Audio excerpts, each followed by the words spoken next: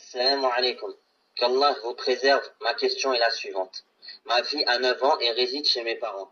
Depuis l'année passée, j'ai observé des poils pubiens, juste avant le mois de Ramadan. Mon père a refusé catégoriquement qu'elle jeûne, disant qu'elle n'avait pas l'âge de jeûner. Je lui ai parlé des différentes preuves indiquant les signes de la puberté, rendant obligatoire le jeûne. Il dit qu'il en prendrait la responsabilité si elle ne jeûnait pas.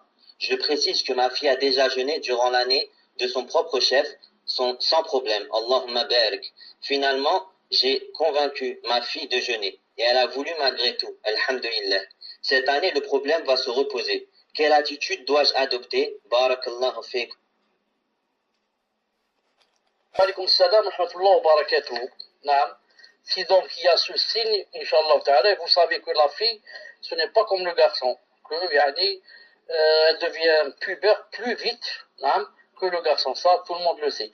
Et moi, tu n'as qu'à la convaincre, Inch'Allah ta'ala, de jeûner, naam, en cachette de son père ou de son grand-père. Naam. Donc, qu'elle le fasse en cachette, naam, et que, yani, elle fasse croire que comme quoi elle n'a pas jeûné, sans mentir, alors que bi'idnillahi ta'ala, elle a jeûné. Voilà, Inch'Allah ta'ala, la solution, c'est très simple, bi'idnillahi ta'ala. Naam. Tafadhal.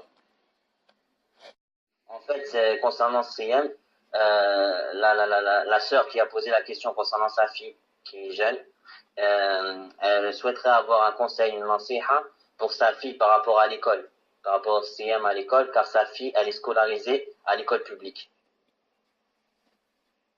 Je n'ai pas compris qu'est-ce que ça a à voir avec le Siyam. Je n'ai pas compris qu'est-ce que ça a à voir avec le Siyam.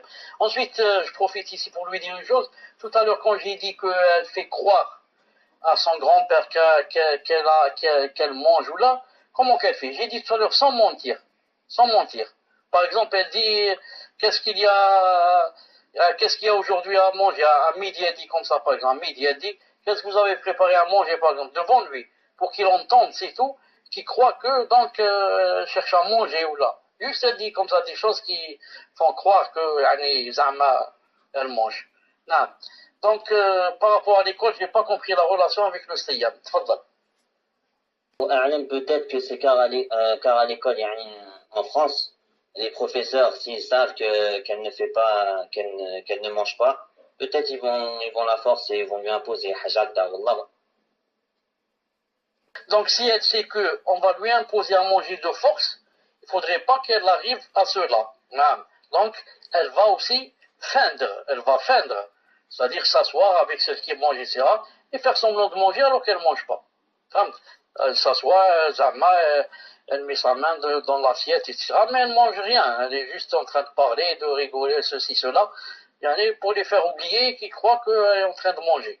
Et quand elle termine, avant de se lever, elle prend la serviette, elle s'essuie la bouche, et elle dit, ce repas, il était merveilleux, mais elle se lève. Ça, c'est dans le cas où elle sait, sinon on va la forcer à manger. Non. Sinon, comme j'ai dit, c'est pas la peine qu'elle aille du tout au réfectoire. Tfadhal.